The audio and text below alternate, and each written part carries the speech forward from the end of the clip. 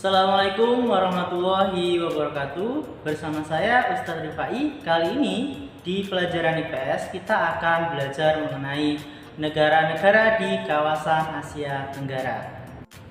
Asia Tenggara merupakan kawasan di wilayah benua Asia, tepatnya di wilayah Tenggara. Asia Tenggara memiliki suatu organisasi yang disebut dengan ASEAN, atau lebih lengkapnya Association Southeast Asian Nation. Nah, organisasi ini didirikan pada 8 Agustus 1967. Organisasi ini dibentuk oleh 5 negara. Nah, negara yang membentuk ASEAN ini, yang pertama ada negara Indonesia, yang kedua Singapura, yang ketiga Malaysia, yang keempat Filipina, dan yang kelima adalah Thailand. Nah, kelima negara ini melalui Menteri Luar Negerinya melakukan perundingan dan menyepakati adanya pembentukan organisasi ASEAN ini. Dari Indonesia ada Adam Malik, kemudian dari Thailand ada Tanat Kotman, kemudian dari Filipina ada Narcisco Ramos, kemudian dari Singapura ada S. Rajaratnam, kemudian dari Malaysia ada Abdul Razak. Nah, itulah kelima negara yang membentuk berdirinya ASEAN. Kemudian selang beberapa tahun, masuklah beberapa negara-negara di kawasan Asia Tenggara di dalam organisasi ASEAN, yaitu diantaranya ada Brunei Darussalam, kemudian ada Vietnam, kemudian ada Laos, Kamboja, dan Myanmar. Jadi anggota ASEAN saat ini menjadi 10 negara. Nah, itulah beberapa negara yang ada di dalam organisasi ASEAN. Prinsip pembentukan ASEAN yaitu menghormati kemerdekaan, kesetaraan, kedaulatan identitas nasional, serta integritas wilayah negara anggota. Kemudian yang kedua, bersama-sama bertanggung jawab dan komitmen dalam meningkatkan keamanan, kemakmuran, dan perdamaian di wilayah ASEAN.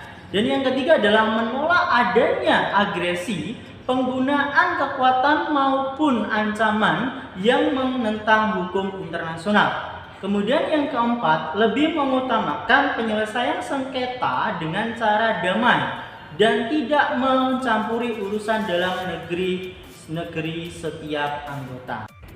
Kemudian tujuan dari ASEAN adalah sebagai wadah untuk bekerja sama dalam meningkatkan pertumbuhan perekonomian, kemajuan sosial, serta perkembangan budaya negara-negara ASEAN. Yang kedua, untuk memperkuat fondasi perdamaian negara-negara ASEAN sehingga tercipta kesejahteraan untuk semua anggota negara tanpa mengesampingkan kehormatan, keadilan, serta hukum yang berlaku. Dan yang ketiga, secara aktif meningkatkan kerjasama dan saling membantu dalam mengatasi segala bentuk permasalahan di berbagai bidang untuk kepentingan bersama. Yang keempat, bekerja sama dalam meningkatkan sektor pertanian, perikanan, maupun industri guna meningkatkan taraf hidup rakyatnya. Yang kelima, memelihara dan meningkatkan kerja sama dalam organisasi-organisasi berskala regional maupun internasional. Yang keenam, untuk meningkatkan kualitas ilmu pengetahuan bagi negara-negara di Asia Tenggara. Yang ketujuh, saling membantu antar negara Asia Tenggara, baik di bidang sarana, prasarana, latihan, dan juga penelitian, di bidang pendidikan, profesional, administrasi, dan teknik. Yang kedelapan, untuk memperbaiki berbagai sarana komunikasi dan pengangkutan serta meningkatkan taraf hidup masyarakat. Yang kesembilan, memajukan pengkajian tentang Asia Tenggara. Nah, itulah ciri atau karakteristik dari ASEAN. Cukup sekian untuk materi negara-negara di Asia Tenggara, lebih tepatnya di organisasi ASEAN.